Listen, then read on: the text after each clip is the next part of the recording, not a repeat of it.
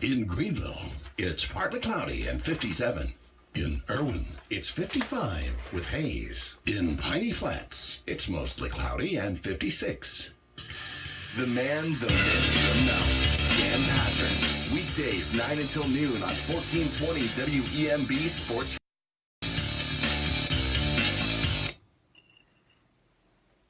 WEMB Irwin, proud to give you Tri-City Sports Now. Unofficially the name, I guess. 1420 WEMB Sports Radio. I am your host, Marky Bilson.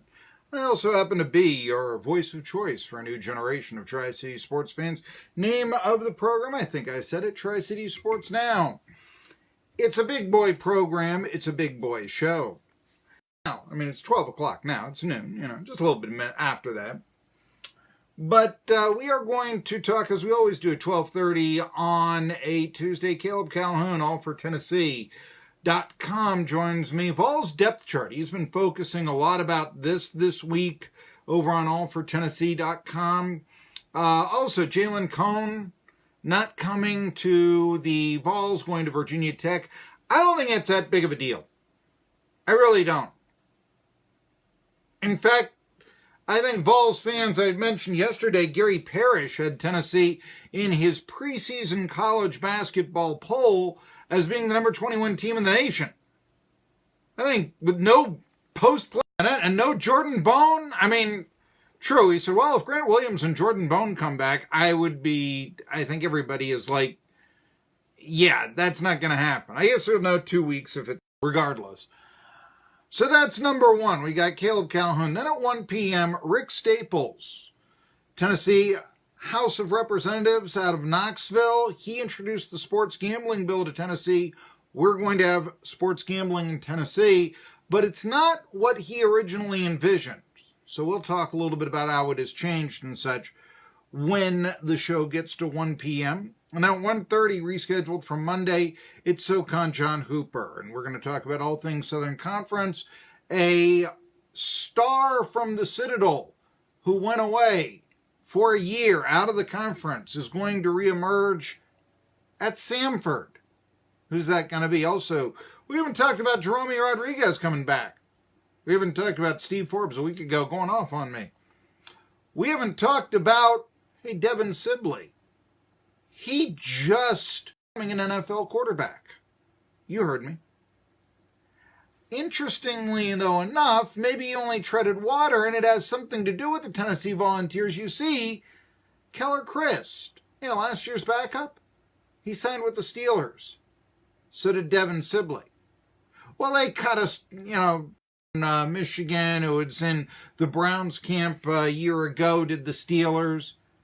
But what would it mean? Just I want to say this. What would it mean if Keller Chris beat out Josh Dobbs? Now, I don't give that much. 2% chance if that, That's what ETSU had a chance of beating UT last year, all right, But still, David Shaw over at Stanford said he's a future pro quarterback. I don't necessarily think Jared Guarantano, the recently graduated Jared Guarantano, is.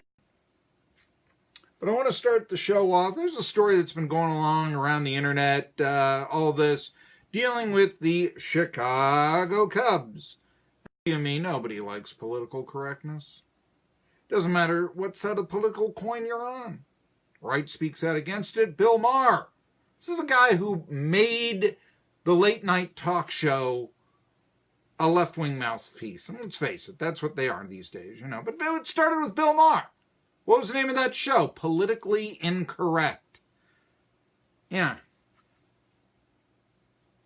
Political correctness becomes extremist witch hunting awfully fast. And I think that's what happened in the May 7th, 2019 at Wrigley Field.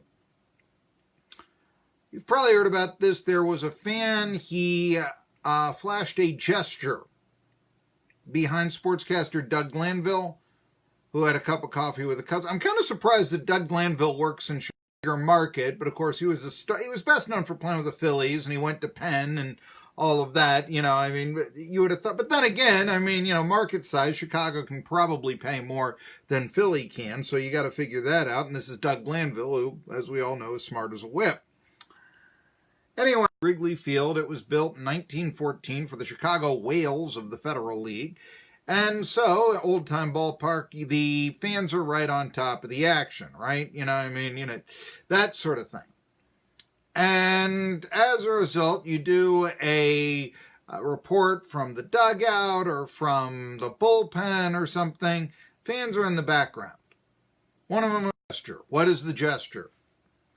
Well, depending on your point of view, maybe it was the OK symbol. Hey, Doug Glanville, you're okay. Hey, the Cubs are okay. Or maybe he thought the Marlins. Maybe he's trying to be modestly funny, and that's debatable, by playing the old circle game, which I always thought was the stupidest thing in the world, I gotta tell you. But no, it's not an element of hate. It may be an element of bicep bruises or something. But... Or if you prefer to think along these lines, a symbol of white supremacy. Yeah, the OK symbol, have you heard this? It's for the last 2 years, it's been said to be a symbol of white supremacy. Now, the gesture was barely noticeable. It was in the background of Doug Glanville's report, but the Cubs have jumped to conclusions, and I'm going to tell you how they jumped to conclusion, and banned this fan, we don't know his name, for life. It's a good thing, probably, we don't know his name.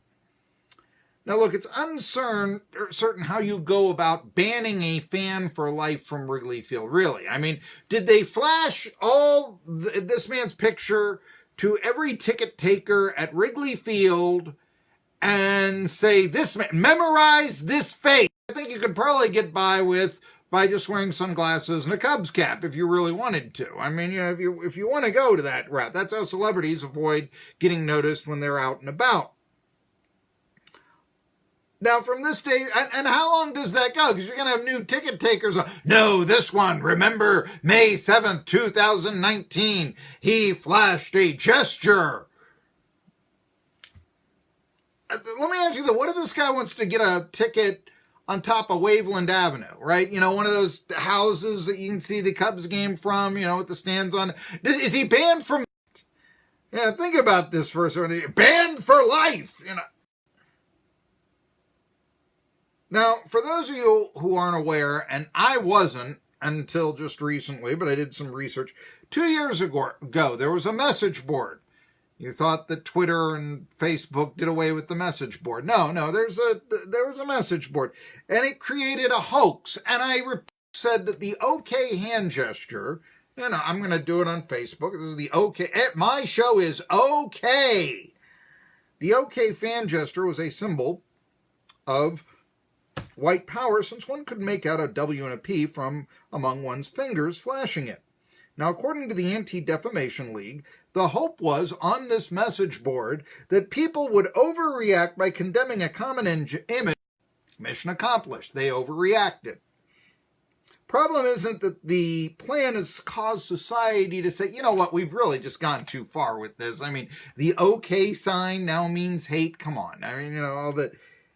No, it instead has created the overreaction. It's gone even farther. It's found hate where it doesn't exist previous. Cubs said they tried to call the fan up on the phone several times. They didn't get this out of the story, one-sided, banned for life. Interesting. In an effort to combat prejudice, the Cubs themselves became prejudiced. He must have been flashing something just awful. By the way, I can really figure out why this fan did not pick up the phone. I totally get that. It is better to supposedly be barred from a ballpark anonymously than become this generation's Steve Bartman and have your life ruined, which is what would happen if the identity of this fan came about. And again, he may be just saying, Cubs are okay. You have no idea. You're just jumping to conclusions here. And then again, the fan can also go out, and I mean, evidently he lives in Chicago or I assume, could have come in from out of town, but there's always the White Sox, I know that was sacrilege to most Cubs fans. I get that, but yeah, You know, if you're going to treat your fans this way, there then becomes the White Sox becomes a viable option. Of the Cubs, one blogger writes about the Cubs or website or whatever it is.